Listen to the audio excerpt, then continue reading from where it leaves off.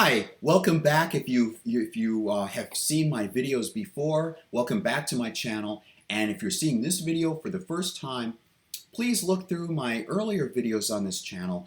I've been pumping out quite a few videos lately because, frankly, I've been out of work for somewhat like 2 weeks now, and week, 2 weeks, something like that.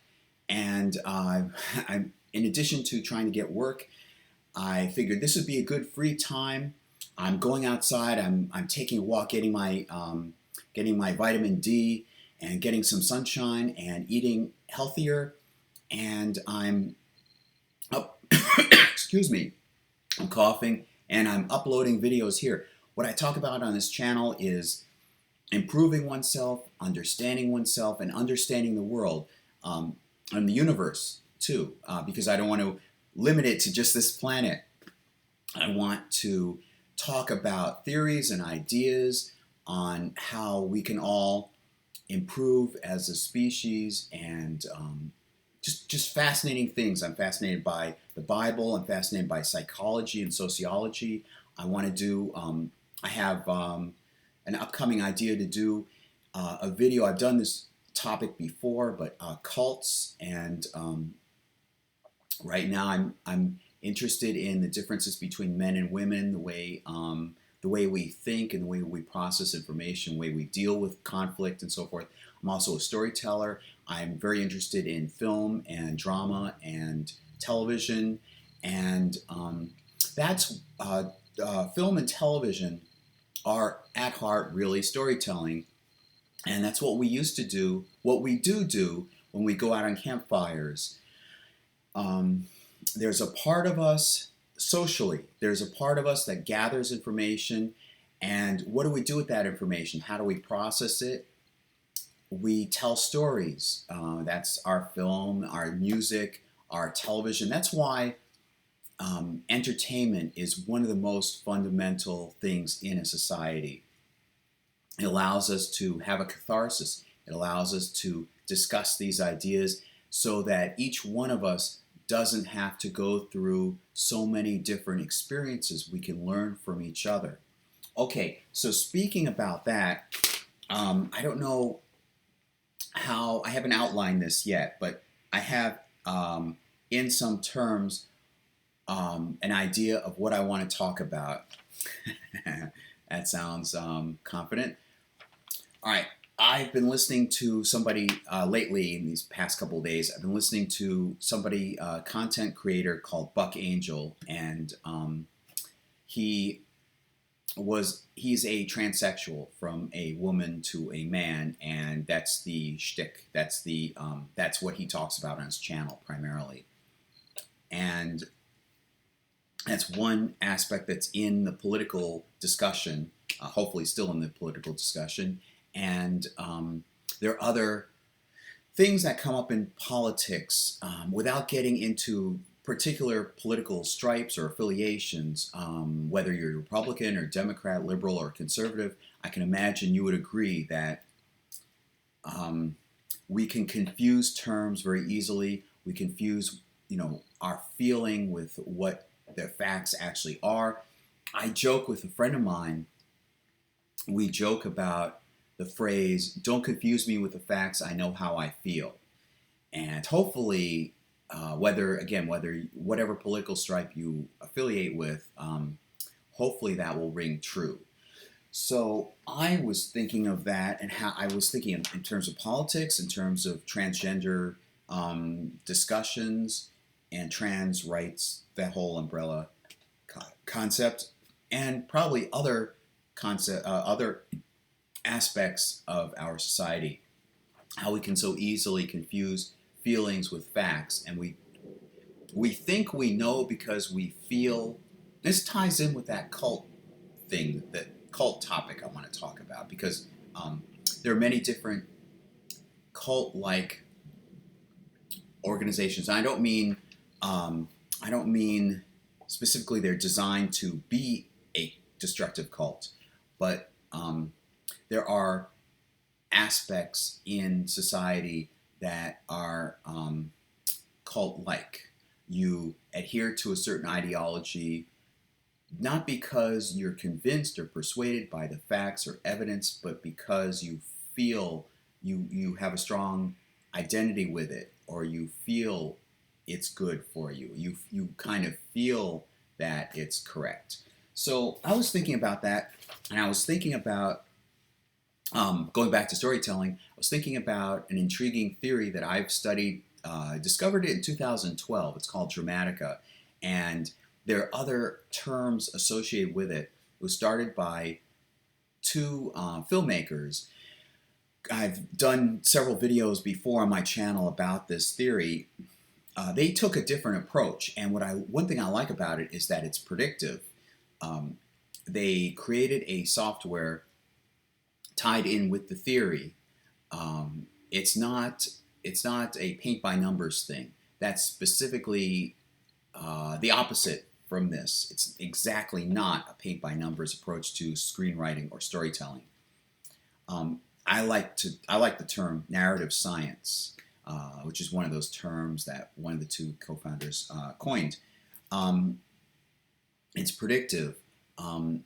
Rather than figure out how movies are structured simply by taking tropes from other movies, these two co-founders thought through the psychology. Well, and they developed the premise that a story is the mind working its way through a problem from several different viewpoints, 4 viewpoints actually. Dramatica seems to work in groups of 4. So it's simply the mind working its way through, and then working its way through, and working its way through from all these different angles until you get to a sense of a climax at the end of the story. And then you may know as a viewer, if you've watched film or TV, or even just been exposed to stories, you know when the climax comes, you have a good sense of a direction where you're headed and what's the right path. And stories are all about the main character figuring you as a catharsis, I forget the term, but you through the main character understanding what the best path or better path is. So one aspect of this is, as I said, 4s in Dramatica is you have the main character, impact character, objective story, and subjective story. Now, the main character is the viewer's point of view into the story. It doesn't have to be the protagonist. That's different. Then the impact character and the main character is dealing with a personal dilemma. There's a conflict between essentially 2 different values. And the main character has been going about dealing with conflicts one way, and it seemed to work for him often enough that he stuck with that method, or that worldview, that attitude about how to deal with conflict. Then he confronts an impact character who's not necessarily the antagonist. That's in the objective story. That's different. The impact character is somebody who makes an impact on him, whether good or bad, impacts on him, coercing him, pushing him, persuading him, kind of nudging. I guess nudging is the best way of putting it. Nudging him towards considering this alternate path. And I bring up Star Wars. I'll bring up Star Wars. Luke Skywalker is very much a person who deals with conflict externally, and if you put in certain information, there are like 8 questions in Dramatica in the software. Again, it's a whole theory, but if you're working with the software, which is engineered to work, this software is designed to work in the Dramatica theory. If you put in the 8 questions and then identify where the some aspects of the main character's conflict, the software then has enough information to calculate, and this is a prediction. You have like 75 or 80 something aspects of the movie. Remember, this is not AI. This is simply it calculating based on certain algorithms, and it predicts values for all these 70 something or other aspects of, for example, Star Wars Episode 4: A New Hope. If you put that in, it calculates it, gives what's called a story form. And by the way, a movie can have more than one story form. A story form is defined by having main character, impact character, subjective story, objective story. Those four. As long as you have that, that's one story form. You can have two story forms and a movie flipping between story forms. Empire Strikes Back does that. Raiders of the Lost Ark does that. Many movies that are longer than an hour and a half, more like 2 hours or longer, tend to have more than one story form where it's flipping back and forth. I believe The Dark Knight, the movie The Dark Knight, the middle one in the Christopher Nolan trilogy, has two story forms, as I recall, or at least it should. Anyway, all right. So the main character, you have the main character, the impact character. You have the objective story. That's where you have the protagonist, whose job is defined, whose function in the story is simply to pursue the objective story goal. Pursue the objective. I shouldn't say objective. Pursue the goal in the objective story, and the antagonist is the one preventing or avoiding achieving the story goal. And then you have about six other functions. You can design a character to have more than one function, but you must have like 8 functions to be a fully told story. You should have 8 functions expressed. That's what intrigues me about Dramatica. It's not simply a paint by numbers or telling you what to do, or it's not artificial intelligence. It's a whole theory, and there's a reasoning behind. It's like you're given tools, and these are the precise tools, and this tool does this tool does that.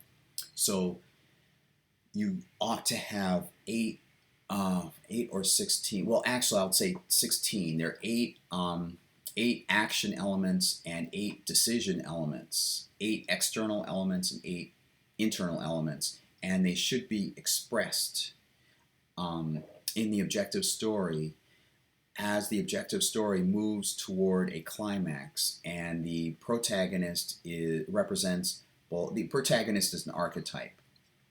The protagonist represents the pursue action, external action, and 3D. Pursue action and consider internal decision function. And of course, the antagonist represents the opposite. It represents, instead of pursue, it's a sort of either prevent or avoid. And then in terms of the decision-making function, it's the opposite of the protagonist. It's the opposite of consider. It's reconsider. A good, I don't want to go into Dramatica. That's a whole other video. But a good example is First Blood, also known as Rambo. But the actual movie and the book upon which it was based is simply called First Blood. And I would consider the sheriff to be the protagonist. The objective story is about the sheriff pursuing this person who has escaped the law. Literally, Rambo has escaped. He's been arrested, and now he's run from the law. Whether you side with him or not, he's simply running from the law. And the whole story is involved with the sheriff and his deputies all trying to capture this escaped fugitive. And however, he's the protagonist, so that automatically makes Rambo the antagonist, because he's pointing out sometimes, reconsider chasing me. reconsider this goal of yours of pursuing me. That's the reconsider aspect, and the prevent, avoid aspect is very clear. He's clearly running from the law. The sheriff is pursuing him, and he tries to prevent the sheriff from arresting him. He tries to prevent all these attempts to arrest him. However, the main character is clearly Rambo because he goes through PTSD. You can visually see it, and you bond with him. He's the very first character that you see in the beginning of the movie. You learn, you bond with him because you can sense from the expressions on his face. The camera closes in tight on him. You can sympathize with him being lonely when he walks down. He's just been told that the remaining friend that he knew from his military life in Vietnam has just died in a horrible way, and he's very sad. You bond with that. Those are the very first moments in the movie. And when he's arrested, he's brought in, and they put the knife up to him to shave him, and he has this PTSD experience, and or relives the experience, and these other aspects during that arrest itself. It's very skillfully done in terms of filmmaking and editing. You can sympathize with him, the PTSD, over and over and over, to the point where when he kicks he just goes spastic, and he kicks one of the deputies, pushes one right through a window, and skillfully trips another one, and just goes right through. You can, at least I can, I hope the audience can understand this, you could sympathize with what he's going through. So he's clearly the main character. He's the audience's view into the story. You don't get that kind of bond with the sheriff as much as you do with Rambo. You don't get as much with Mitch. I think that was his name. Or the ginger-haired one, or whatever. Very few characters in the story. So the opposite of that is the impact character. Okay, so there's this chart here. Now, this is one of the algorithms. It's one of the easy algorithms to figure out. When you're watching a story, the way the way Dramatica the Dramatica theory works is there is I wish I had like a 3x3 animation of this, but imagine a 4-level tower, and then each at the top of the tower, the top layer, if you're looking at it from bird's eye view, you have something. Now, ignore the words right now, but you have 4 units. Those units, actually, if you're looking straight down, the units are, this is tricky because I'm looking at myself doing this, but in the upper, if I don't happen to be pointing in the right direction, just take my word for it. What I'm saying, because location in this quad means everything. In the upper left is situation or universe. The terms have changed, but it's the same concept. I'll stick with the original terms. Universe, that's being stuck in something. The conflict, that conflict is involved with being stuck in something physically. And then its opposite. So I'm hoping this is the upper left, and then the lower right. This is tricky. The lower right is being stuck in a mental aspect, what it calls mind. The theory calls mind. So you have universe and mind. So in universe, in the upper left, it's being conflict revolving around being stuck in something, and so to resolve it, you become unstuck, and it resolves. That's how it resolves itself. And then diagonally, that's very important. Diagonally, the upper left, diagonally to lower. I can't do this while I'm looking at myself, but lower right is mind, being stuck in a certain mindset that's like bigotry and, or positively speaking, That's where you find Obi-Wan Kenobi's through line as a character. That his own pathway through the movie is within the mind unit in Dramatica.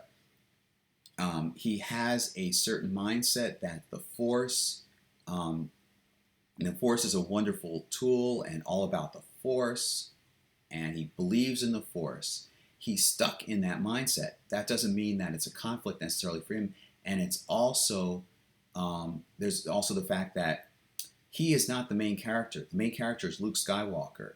You're exploring, you're looking at Obi-Wan Kenobi expressing this fixation on the Force from Luke Skywalker's point of view. So the impact character, sort of by definition, must be objectified. You're not really bonding with the impact character. You're bonding with Luke Skywalker, watching and observing Obi-Wan Kenobi and his fixation on the mind. So that puts Obi-Wan Kenobi in this fixation in the mind. He's stuck in this mindset, which is good because, and that's exactly what Luke Skywalker needs in that particular story, Episode 4, A New Hope.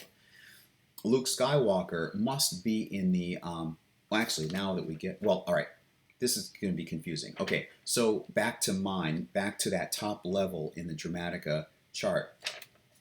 Remember, it's a three-dimensional chart. In that top level, you have universe, and you have, oh, this is tricky, and mind, hopefully upper left, and this is the lower right. And then in the upper right is physics, and in the lower left is psychology. So you may notice a pattern. These are the, and again, ignore the words here, I'm going to use them in a moment, but in terms of the quadrant aspect, the upper two are external and the lower two are internal.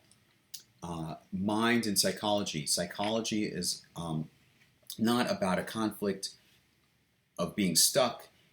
Psychology is a conflict about how one thinks. It's not about what one thinks, it's about how one thinks. So it's about how the mind can be rearranged in various ways. It's more of a process. And the same way in the upper two, the universe is in the upper left, and it's about being stuck in a certain state. And directly across from it, diagonal to the, and that's my key point, I want to emphasize that it's diagonal that I'm talking about. Diagonal to psychology, which would be here, and in the lower right, up here, would be, that psychology, it would be physics. So physics would not be about being stuck in a particular state, a static conflict. It's a process. Conflict revolves around a process. Something is moving and going on. Like the objective story in Ghostbusters is not about the building itself. That would be static. That would be universe. That would be the whole conflict revolving around the building itself, and they're stuck in the building. No, it's not about that. The conflict in the objective story, anyway. I'm not talking about Bill Murray's character. He's the main character, and that's a whole separate through line. But the objective story is about the ghosts running rampant in New York City. That's a process. It's what the ghosts are doing, and it's what Gozer is doing. And it involves a lot of activity, physical activity. So that's a process. So, all right, now I'm moving toward, from that top layer, I'm moving towards this, which, again, it's an easy algorithm you can do in your head. So you have 4 through lines. You have main character, impact character, objective story, and subjective story. I've explained main character, I've explained impact character. Those two, when you assign, you have to assign each of the 4 to a particular unit here. And that's where I mentioned like universe, this is tricky, universe, and then mind and physics and psychology. You have to assign them. Now there's one rule you have to apply. the objective, as I put here, the objective story and the subjective story must be assigned so they are occupy diagonal spots, as I've done here, and the main character and impact character must occupy units that are diagonal. That's what I have here. Now, the main character, I just happen to put the main character arbitrarily here. The main character can be in one of the two lower ones. However, again, the impact character has to be in its, the diagonal spot directly. Sorry for saying diagonal so many times, but I want to emphasize it. Directly diagonal to it. Same thing with the objective and subjective storyline. Through lines must be assigned to diagonal spaces as well in this top layer. So that means main character, by top level, I mean physics, psychology, mind, and universe. They must be assigned accordingly, following that rule. Now, this is the reason why I bring all this up. I was talking about people's feelings and confusing them with confusing them with facts and confusing feelings with facts. As you're watching a story, one of these each of these through lines goes through the next layer.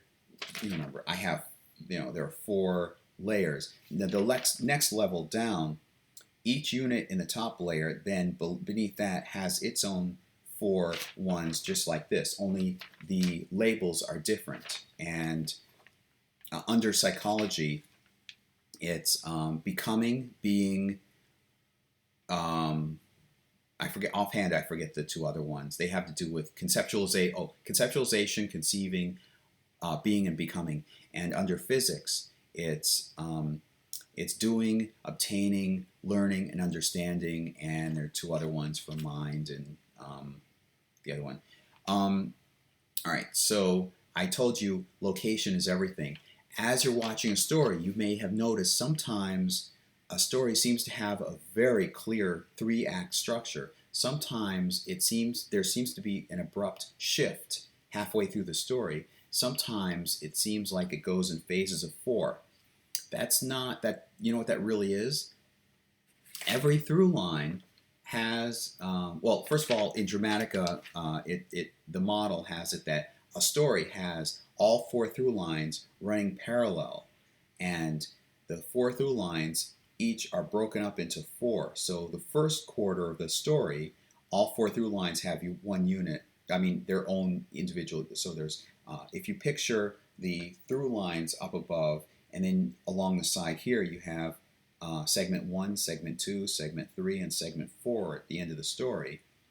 You can imagine a grid, and in the first quarter of the story, all 4 through lines express one of the units in their own particular part of this periodic table. And then in the next quarter, approaching halfway through the story, again, there's a second unit expressed for each of the 4 through lines all the way through.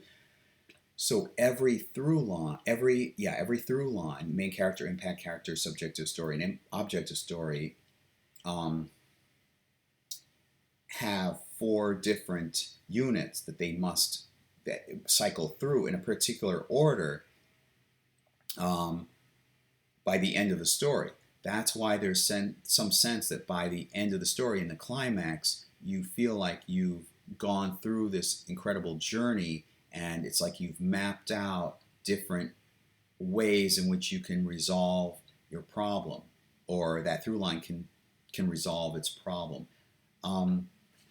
So what Dramatica, the 2 co-founders, found was that sometimes, I again, ignore these particular labels, but in this diagram you have like 4 units. All right, so you may have physics. No, I don't want to say physics. Like, say this is a through line in the physics unit. You have obtaining. You have obtaining in the lower left. You have doing in the upper right. You have understanding in the upper left, and you have learning or gathering information in the lower right. Okay, um, so if it abruptly jumps and put in a certain sequence, the mind actually instinctively puts those in a certain sequence as it's telling its story. Now, if it seems to go, I think I'm safe. Well, I'll just hold this up, but I think I'm safer now in just talking. If it goes from a period of understanding to a period of obtaining, that's an abrupt jump. Like, logically, think about it. If you're dealing with trying to understand various things, and then for the next quarter of the movie, it's all about trying to get something and obtaining something and losing stuff. That's very different from trying to understand something. However, if you go from trying to obtain something or lose something to the next sequence, which is about doing something, some kind of physical activity, if you're not really paying that much attention, your mind could just easily miss that demarcation point. So it would seem like it's one full act, where actually you've gone through two acts, two segments. The same thing with understanding. If there are a whole bunch of misunderstandings and you're dealing with conflict related to understanding, and then the next segment is about gathering information, it's all about the mind, really, and it's all about dealing with information and misinformation. You can easily just slip right through and not notice that it transitioned from understanding to learning. However, if you have learning or gathering information, and then the next segment is about doing conflicts about what people are doing, their activities, that's much more physical, and you can easily notice, aha, it shifted. Okay, that's why you seem to get some movies that seem to have a clear three-act structure, and some movies that seem to have like 4 units in it, and some that just seem to have this dramatic shift halfway through the story. It's because of that. And notice I was talking about how location on this chart is very important. It's crucial. Well, the obtaining and doing units that could seem very similar if you're not paying attention are diagonal to each other. And the understanding, the more mental parts, understanding and gathering information, are also diagonal. On the like one is diagonal this way and the other is diagonal this way. That's what I'm getting. That's why I bring this up. And I was thinking of politics, and I was thinking of cults, and I was thinking of how we can confuse feelings for facts. If they're diagonal, if like back to this actually, the objective story is all about what's really going on. It's characterized in Dramatica as like the chessboard. You have the protagonist, you have the antagonist, you have all these different players moving and trying to go towards the goal. Now, the subjective story is about relationships between characters and friendships, or just relationships, whether good or beneficial or destructive or whatever. They're also evolving. Now, that's more of I would say that's more of an internal thing. It's more subjective. So you have the objective reality, in some sense, like physically, literally what's going on, and you have the subjective, which is more in the mind and how characters relate to each other. Notice where they are in the chart. They are diagonal to each other. So you can easily not notice the slippage from one to the other. And also, of course, the main character and impact character, they're occupied diagonal spots. But more so back to objective and subjective storylines, story through lines. I suspect that also plays a part in how we think. Remember, Dramatica is really narrative science. It's a model of storytelling that's based on narrative science, understanding how the mind is generating a story instinctively. So you have phrases like, don't confuse me with the facts, I know how I feel. You have cults where they prey on people's emotions, and they think that it's objective reality, but it's really what they wish or they fantasize. Actually, I'm glad I thought this up. How many of you have watched Dr. Phil? And even Dr. Laura Schlesinger? There, I don't know if she's still on the radio anymore, but I'll start off with Dr. Laura. She would give advice on the radio, relationship on the advice, on advice on the radio, and okay. She would take calls from listeners, usually women. I guess there were men that were calling in sometimes, but typically it seems to all be women. They would say, "Oh, Dr. Laura, I listen to your show all the time." And I'll somewhat exaggerate, but it's kind of scary. I'm not exaggerating too much. My husband has been cheating on me 3 times. Should I stay with him or not? And Dr. Laura would be like, I could tell in her mind, she's thinking, like, I've heard this 100 times. And I'm thinking, you've heard her show. You listen to her show all the time, you said, first of all. And she's given the same thing in terms of advice, over and over and over. Well, if he's been cheating on you, maybe you should reassess your relationship with him, at the very least. And she eventually wrote a book called The 10 Stupid Things Women Do to Mess Up Their Lives. And keep in mind, she's a woman, so she's speaking for personal experience. Now we go over to Dr. Phil. Dr. Phil would have these guests on who, some of them have actually said, "Oh, I watch your show all the time," and so forth. It's funny the way they say all the time. It's like they're watching marathons of the show or something. But I understand what they mean all the time. And then they say, "Oh, I've been corresponding on text messages with," and name the famous celebrity, Jennifer Aniston, or I just fill in the famous celebrity of the time. Yeah, we're in a secret relationship, only every time we set up some time so we can face chat or something, there's a technical glitch, and I keep sending him money and to keep it. And Dr. Phil over and over in these episodes says, well, if he's a famous celebrity, why are you needing to send him money? And just questioning, using critical thinking skills. That's more of the objective story. And the objectivity as opposed to feeling. There's no sense of critical thinking, and it's like they watch the show and they see other people going through these horrible experiences, and it turns out it's like a Nigerian scam. And I don't besmirch Nigeria. I'm just saying the technical term. They're scammers. I'm using Nigerian scam as a technical term, meaning sophisticated scammer. They send money. They do these different things, believing it's like their heart has taken over their head, and they fantasize. And it's sad, some of these people, and they're usually, I don't want to say usually, it's remarkable how many lonely elderly women fall for these scams.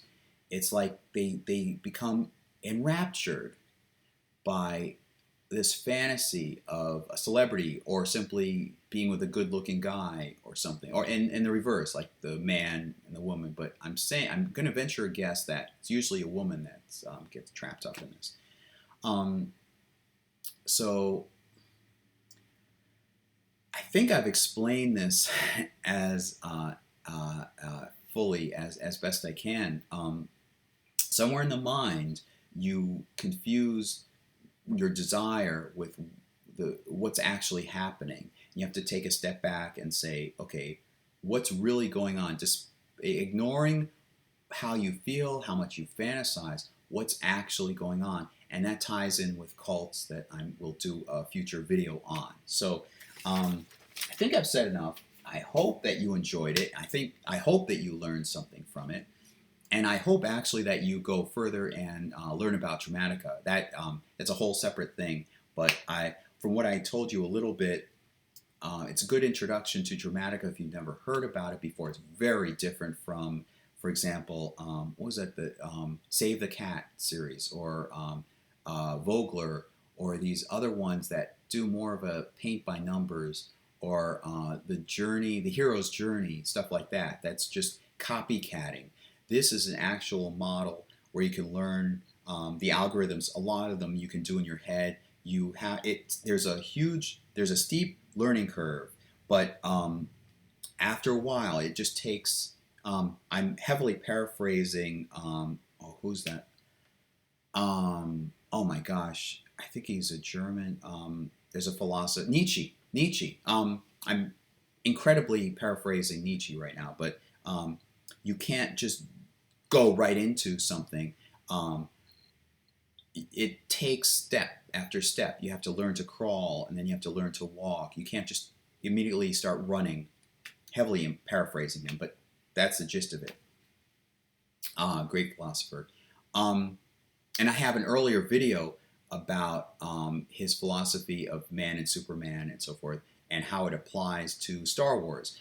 Look further back in my channel. It has a nice picture of Luke Skywalker and Darth Vader saber battling as a thumbnail image.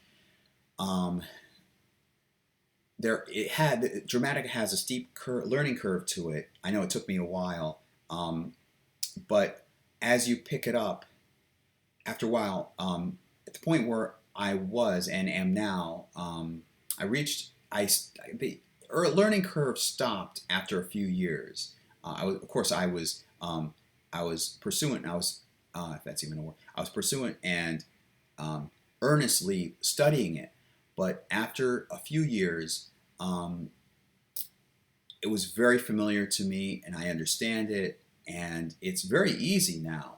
It takes more effort actually to explain it to, especially when you don't have sophisticated graphics like this. But it's after a while, as with anything. That's another thing. In general, any topic,